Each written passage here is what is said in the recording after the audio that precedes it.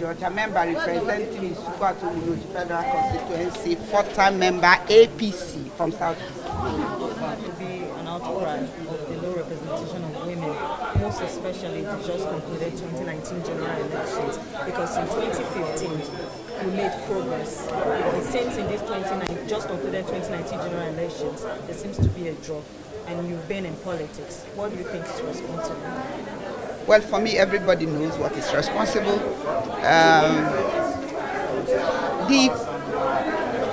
The answer to this question is we are moving 20 steps backward. That's just what it is. We are retrogressing. Instead of us moving forward, we decided to go back. Otherwise, I don't see why women participation in politics will be a far cry for what we had before. It should have been the opposite, where we should be consolidating and then having more women representing us in politics. And I also know that women who have been in politics, who are still in politics, they are doing so well, they are competent. Even if in terms of loyalty, they are more loyal than the men. And yet, they don't reckon with them when the chips are down. And so, it's just that I believe that everybody is involved in this conspiracy theory of removing the women. Because if you check from the primaries, it started by, oh, you can't go back.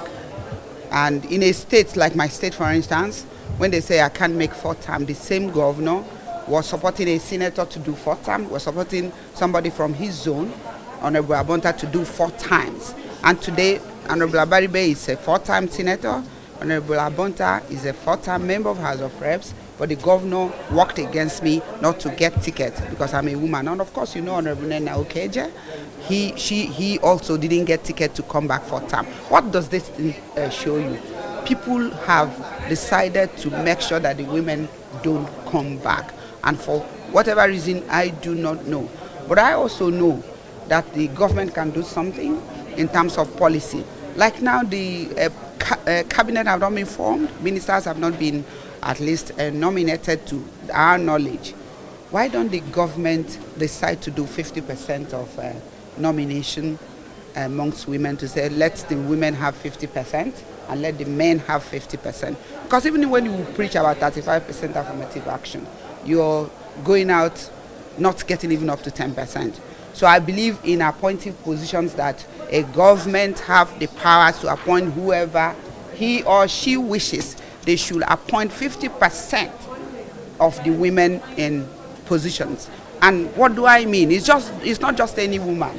I know that there are a lot of competent women. I was talking to somebody yesterday at a British, the Queen's birthday, and then the head of UNDP told me that what they did in Ethiopia is that they had 50% of the women in their cabinet. And I said, wow, how? He said, yes, because you have a lot of women, you have the PhDs, you have the professors, you have people who have done well in their own field. And so that it's not difficult to bring women who are mostly qualified.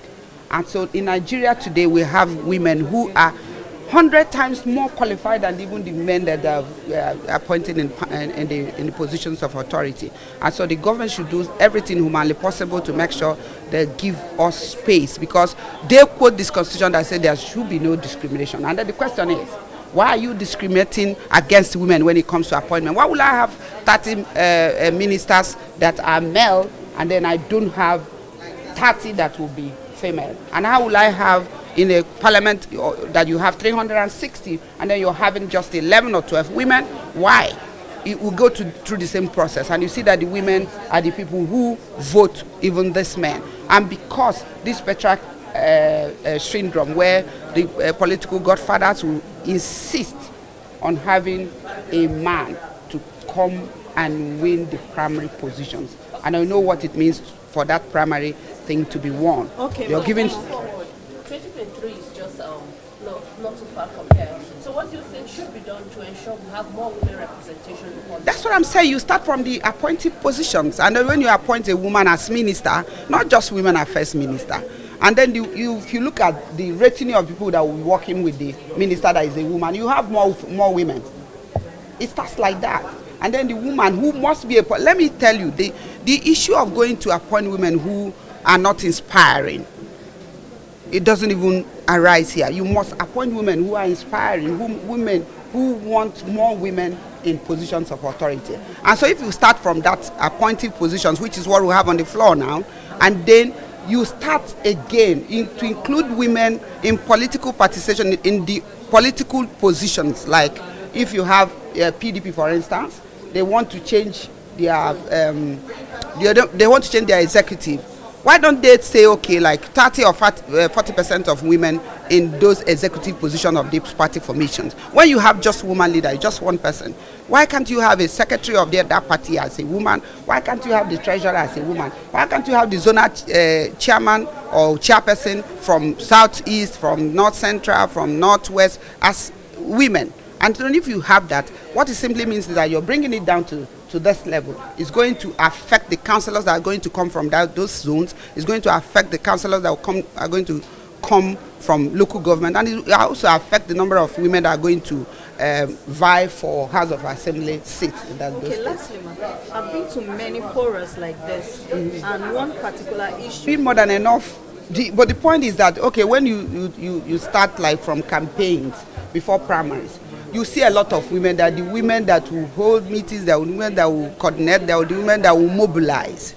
So women have done more than enough. But when it comes to pick people who are going to vie for positions, you see them dropping those women. And not that those women are not qualified. So the question is, why drop those people you find useful in forming the parties, in doing a lot of activities for the party? When it comes for them to have tickets to run, you do not give them. And even when you give them, you go ahead and support people in other parties to make sure that those women don't win. So these issues is not just about advocacy, it's not about more talks. We've had a lot of talks. Now it's time for action. We should start engaging political parties from now. You shouldn't wait till 2023, and that's why I find this meeting very, very useful. It's not about starting in 2022 or 2021. Start now to engage political parties. Start now to engage the presidency to say, you promised Nigerian women that you're going to include them in governance. Now it's time to include them in governance of this country, starting from your own appointments that you have so responsibility to do.